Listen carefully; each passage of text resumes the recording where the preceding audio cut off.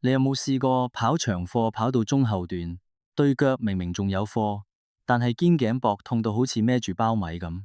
又或者你想加速衝刺，個人好用力咁跑，但係感覺啲力散晒，淨係覺得個人喺度左右狂扭，速度完全上唔到去。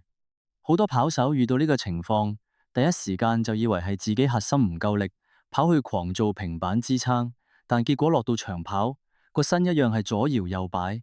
其實你面對緊嘅問題唔係肌肉力量不足，而係你嘅上半身同下半身甩咗拖。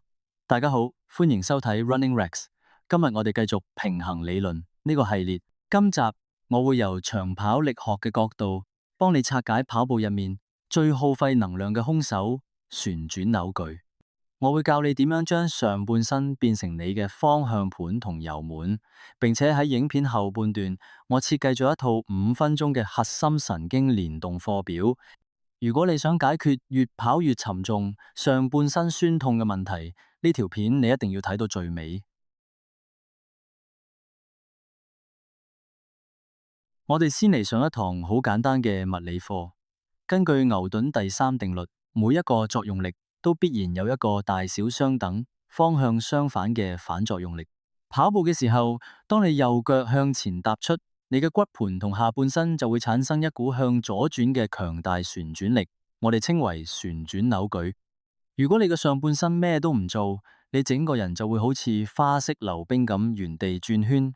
為咗抵消呢股旋轉力，大腦就會本能地叫你嘅左手向前擺，產生一股向右轉嘅反作用力。呢個就係點解我哋跑步要左腳配右手，右腳配左手。但問題嚟啦，好多跑手嘅擺臂動作係錯嘅。有啲人雙手會過中線，即係左手擺去右邊胸口；有啲人係成個膊頭跟住一齊扭。當你嘅上半身過度左右扭動，你其實係將原本應該100%向前推進嘅動能，白白浪費咗喺左右兩邊。呢啲流失咗嘅能量，就係令你跑得咁索氣，肩頸肌肉因為過度緊繃而酸痛嘅元兇。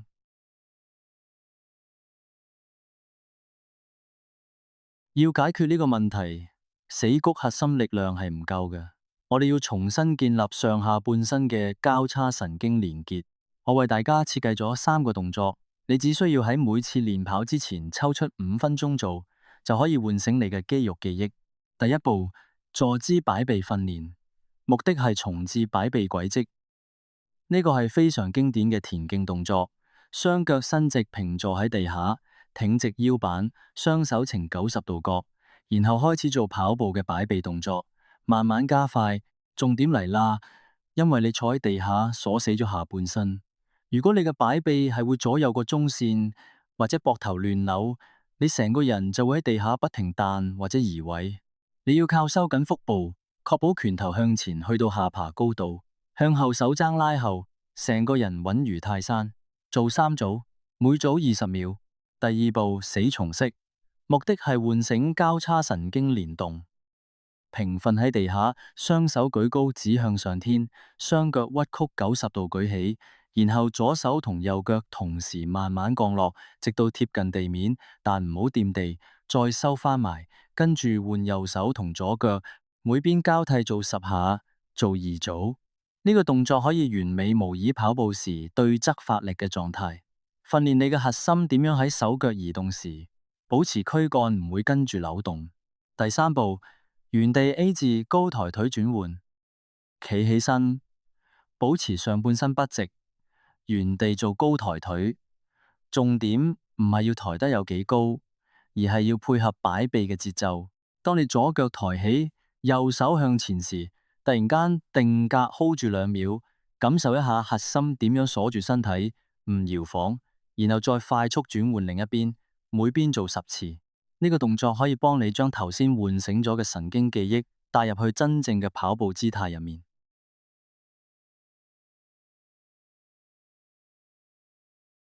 有啲聰明嘅跑友可能會問：Rex，你之前介紹嘅 AI 跑姿分析 App 係靠拍攝側面去計數據嘅。如果系統睇唔到我正面有冇左右扭，咁我點知自己有冇改善？呢個問題問得非常好。雖然 AI 睇唔到你正面，但係你左右扭動所付出嘅代價，絕對會反映喺側面嘅兩個黃金指標上面。第一係垂直擺幅，第二係步頻。點解？因為當你上半身左右扭，向前嘅推進力少咗，你對腳為咗爭取滯空時間去完成每一步，身體就會不由自主咁向上蹬，結果就係你嘅身體會好似超級馬里奧咁上下彈跳。你用手機拍低自己跑側面嘅片，上載去 Run Form。如果系統話俾你知你嘅垂直擺幅超過10厘米，即係話你每一步都將太多能量浪費咗喺對抗地心吸力度，好大機會就係你上半身漏緊氣。另外，人體嘅神經系統係交叉相連嘅。運動科學證實，你嘅擺臂節奏直接決定咗你嘅步頻。當你擺臂拖泥帶水、左右亂晃，你嘅步頻就自然會跌落160以下。你可以做個測試，今晚跑之前，先做我頭先教嘅坐姿擺臂同死蟲式。跑步嗰陣，刻意加快少少對手前後擺動嘅節奏。跑完之後，用 Runform AI 測一次，你會好驚喜咁發現，當上半身穩定咗，你嘅垂直擺幅會慢慢降返落8厘米左右嘅健康水平，而你嘅步頻亦會因為擺臂嘅帶動，不知不覺間提升5到10下，達到170甚至180嘅黃金區間。另外，我哋喺今年3月份招募嘅28日改造真人 show， 學員已經完成咗針對核心訓練嘅4週課程，不如聽下佢哋嘅心聲。上一個月咧，我就已經完成咗Rest 俾我嘅28日嘅program 啦。我覺得係非常之好嘅，因為咧我平時雖然個跑係比較多啦，有個量喺度啦，但係始終咧係體能啊或者 muscle 嘅 training 啦，我相對係少嘅。咁咧跟住嚟做咧，對於我嚟講係絕對係有幫助㗎。咁我亦都發覺啦，做完嗰個強化肌肉啊，同埋嗰啲 exercise 之後啦，跟住去跑啦，我發覺咧係有明顯嘅進步嘅。如果你同樣面對緊無法突破 PB 嘅樽頸，或者跑到尾段充滿無力感，唔知點先可以提升，我誠意邀請你利用呢個免費 AI 跑姿分析工具，找出無法突破嘅具體指標，再透過修正課程達到漸進式改善。